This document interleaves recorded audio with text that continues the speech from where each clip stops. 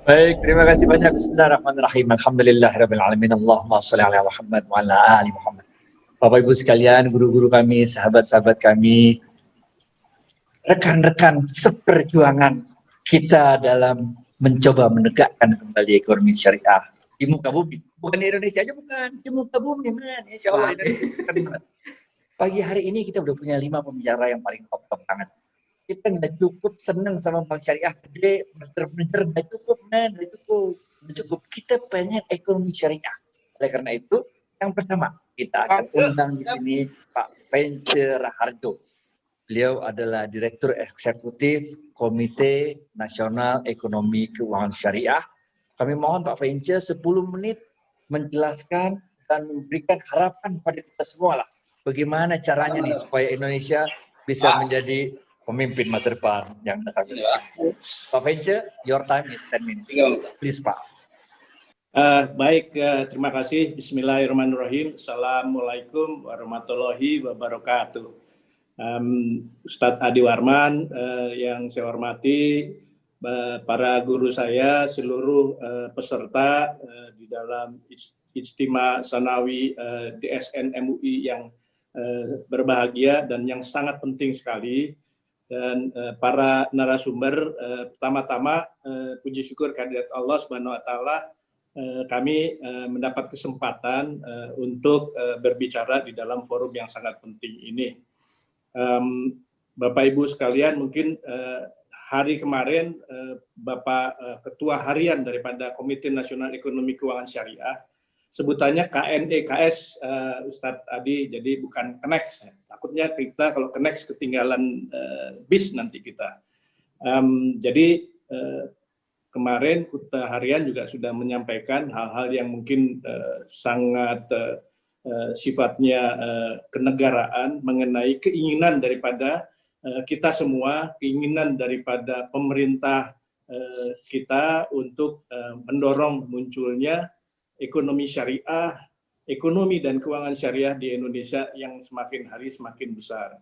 Ini diawali dengan kegundahan bahwa kita masih belum bisa memanfaatkan secara optimal posisi kita, peluang kita di dalam konstelasi bahwa kita adalah jumlah muslim yang terbesar di dunia, mempunyai daya saing daripada ketersediaan sumber daya alam yang luar biasa, dan adanya kebutuhan pembiayaan pembangunan yang masih besar dan sangat sekali dimungkinkan untuk dilakukan pembiayaannya melalui skim-skim syariah, dan terutama juga kita masih melihat betapa banyak kemiskinan ya di Indonesia ini yang masih makin merebak karena adanya pandemi ini.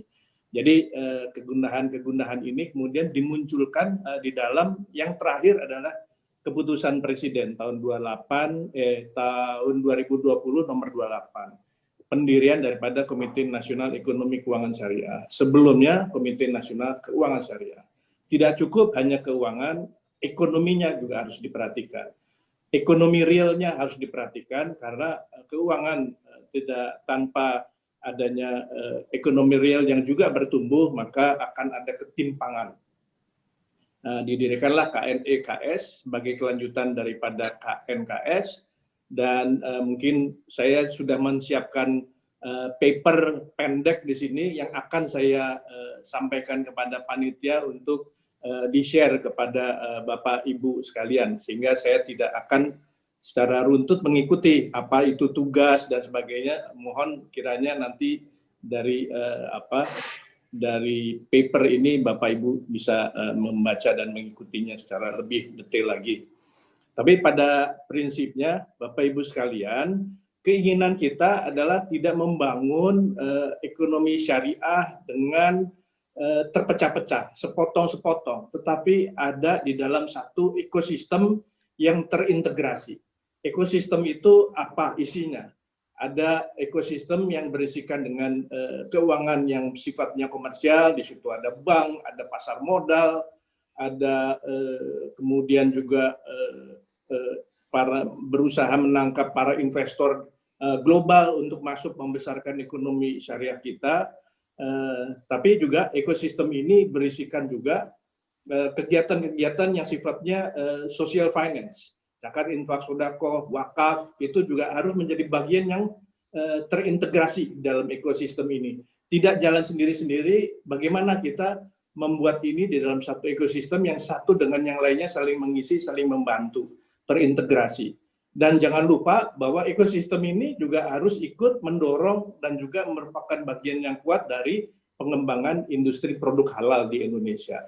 Ya, mulai dari keinginan untuk membangun kawasan industri halal yang sekarang sudah mulai terbangun, dan kemudian membangun sistem sertifikasinya, dan kemudian mengikuti membangun satu halal value chain.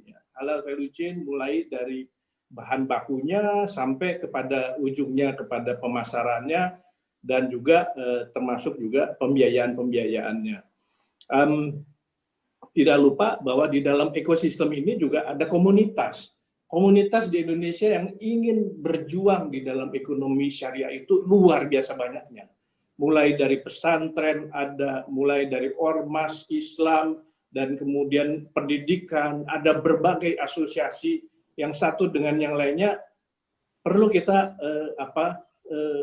bukan integrasikan, bukan kita gabungkan, tetapi kita jadikan dia menjadi sesuatu yang bergerak menuju ke titik yang sama. Itu jangan sampai kemudian masing-masing ingin menunjukkan dirinya dan kemudian bergeraknya jadinya tidak saling memperkuat. Nah, ini yang keinginan kita semuanya, bahwa tidak merubah, tidak mengambil alih, tetapi yuk kita berangkatnya ke tempat yang sama. Jangan pergi sendiri-sendiri, Pak, nanti tidak saling memperkuat. Nah, ini juga bagian daripada ekosistem itu. Nah, jangan lupa juga bahwa ekosistem ini juga harus membangun para wirausaha. Wirausaha baik yang besar, mulai dari konglomerasi sampai kepada UMKM, itu harus jadi bagian daripada ekosistem ini. Itu harus menjadi bagian yang kuat, karena tanpa ada pengusaha seperti adanya Ibu Nur Hayati, itu bagaimana kita bisa menghidupkan ekonomi real kita secara kuat. Nah, ini itu juga harus menjadi perhatian kita. Dan kemudian tugas kita juga ini mengembangkan siapa sih yang mengerjain, human capitalnya seperti apa, sekolahnya udah pas belum, apakah ada standarisasi kurikulum, apa masing-masing punya cara sendiri, apakah ada link and match antara kebutuhan di real dengan yang dihasilkan oleh akademi, ya. Seringkali kan kita lihat itu nggak match, ya. Satu sisi kita masih ngajarin orang untuk belajar perbankan syariah, tapi sisi yang lain perbankan syariah bergerak ke arah digitalisasi yang nggak gitu butuh banyak orang. Ini bagaimana? Sisi yang lain kita mengembangin industri halal, tetapi industri halal nggak ada orang nih yang ahli-ahli di situ. Nah, ini jadi link and match itu perlu kita sama-sama bangun. Dan juga link and match ini harus mendorong munculnya research, ya, research development yang juga link and match. Jangan di sini asik-asik sendiri di universitas dengan risetnya sendiri-sendiri, ngumpulin dan sebagainya. Tetapi sisi yang lain begitu disampaikan kepada sektor real, ini buat apa, Pak? Nggak ada manfaat gitu, karena terus jauh sekali. Nah, ini juga link and match itu perlu kita buat. Hal yang lain juga adalah masalah-masalah yang sifatnya regulasi, undang-undang. Bapak Ibu sekalian, kita tuh cuma punya 4 undang-undang yang terkait dengan ekonomi keuangan syariah, ya, perbankan syariah, wakaf, terus kemudian zakat, dan sedikit di sukuk, ya, sukuk negara. Baru 4 undang-undang kita yang terkait dengan ini. Ya, sekarang kita selip-selipin di dalam mungkin juga ada jaminan produk halal, itu juga agak nyambung gitu ya. Tapi ini masih kurang, karena kalau kita membangun ekosistem ekonomi syariah, kemudian ekosistem hukum ekonomi syariahnya juga nggak match, itu juga terus kemudian banyak sekali kita ketemu dengan hal-hal yang tidak mendukung. Nah, ini juga perlu kita lihat, dan ini pekerjaan yang luar biasa besarnya, panjang. Nah, ini tentu Bapak Ibu dari DSN MUI akan menjadi bagian yang sangat kuat di dalam bagaimana kita menyocokkan ekosistem hukum ekonomi, ya, dengan ekosistem ekonomi kita punya. Nggak bisa dia berdiri sendiri-sendiri gitu. Hal yang lain bahwa kita juga ingin memunculkan bahwa ekonomi syariah itu bukan bagiannya gurem, pengen kelihatan juga seger, pengen kelihatan juga modern, profesional. Jadi kita mesti punya sesuatu yang kita bilang, oh itu dia tuh ekonomi syariah kita. Kita perlu ada branding, ya. Alhamdulillah kemarin salah satu jurinya itu udah memilih tuh branding kita. Dan branding kita itu akan kita jadikan sesuatu yang mempersatukan kita, kemudian juga membuat ciri yang khas daripada ekonomi syariah, keindonesiaan kita di situ, ya. Dan ini diharapkan lebih memudahkan lagi kita melakukan sosialisasi, literasi, memperkenalkan dengan lebih mudah, gitu kan. Tapi dengan suasana bahwa kita nih nggak gurem, kita nih modern, kita nih profesional, gitu ya. Ini kayaknya sih juri-jurinya udah dengan tepat memilih yang branding-branding itu, dan alhamdulillah juga sudah diputus oleh Bapak Ketua Harian, sudah terpilih. Mudah-mudahan nanti kita bangun namanya brand arsitekturnya supaya menjadi bagian dari semuanya. Dan juga jangan lupa tadi modern, brandingnya bagus, ya, tapi teknologinya apa? Nah, ini digitalisasi.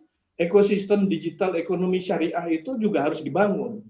Jadi bukan cuman membangun marketplace, membangun sistem pembayaran, ya, tetapi dia ada di dalam satu ekosistem digital yang menjadi satu kesatuan. Di dalamnya ada digitalisasi untuk industri halal, bagaimana proses supaya sertifikasi halal itu gampang, ya, bisa diakses melalui aplikasi-aplikasi, dan seterusnya. Ini jadi digitalisasi itu menjadi bagian yang penting supaya ekosistemnya itu terikat ya di dalam satu model digitalisasi yang satu dengan yang lainnya terbangun bersama, ya. Dan ini sesuatu yang terus-menerus harus kita bangun.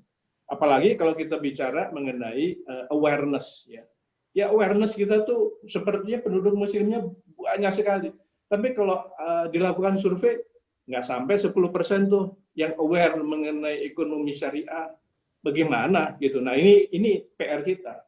Jadi PR sama-sama nih, bukan cuma KNEKS, tetapi juga PR sama-sama kita semua untuk memperkenalkan, mengenalkan, dan untuk itu ya kita kemarin tanda tangan dengan MUI, ya. Kita tahu jaringannya MUI itu luar biasa banyaknya. Nah, kalau jaringannya demikian banyak, mungkin sudah waktunya kita sama-sama nih gandeng tangan untuk membuat masyarakat itu aware mengenai apa sih ekonomi syariah, apa sih keuangan syariah, bagaimana kita bisa mendorong secara lebih kuat. Nah, ini ekosistem itu, ya. Jadi saya nggak tahu, udah 10 menit kali ya Pak Bang Adi, tapi secara garis besar itu yang ingin sampaikan. Tentu di dalamnya kita sudah membuat yang namanya rencana implementasi daripada Master Plan Ekonomi Syariah 2019-2024. Master Plan ini kita turunin ke dalam berbagai macam inisiatif dan proyek, dan itu sedang kita kerjakan bersama dengan seluruh anggota KNEKS. Ya, alhamdulillah hari ini ada anggota KNEKS yang juga ikut hadir dari perdagangan, dari Kementerian Pariwisata, dari MUI, pasti MUI itu anggota yang paling ya mungkin jaringannya paling luas dari anggota KNEKS. Gitu. Jadi nggak bisa kita sendirian, kita harus bersama. Baik. Nanti kalau nggak kita cuma ngomong mantap. Indonesia potensinya luar biasa, tetapi apa? Ya cuma 5%, ya cuma 6%. Begitu terus kita, Pak. Begitu Bang Adi, terima kasih. Mohon maaf terima kasih banyak. Kurangnya. Billahi taufiq wal hidayah. Assalamualaikum warahmatullahi wabarakatuh. Waalaikumsalam warahmatullahi wabarakatuh. Terima kasih banyak Pak Vencel, luar biasa. Ini kalau kita sambungin pengarahan dari Pak Wakil Presiden hari pertama dan penjelasan Pak Vencel hari ini kita jadi optimis banget nih. Malah jangan-jangan kita bakal ada Omnibus Law Ekonomi Syariah. Jangan-jangan. Amin. Terima kasih banyak Pak Vencel.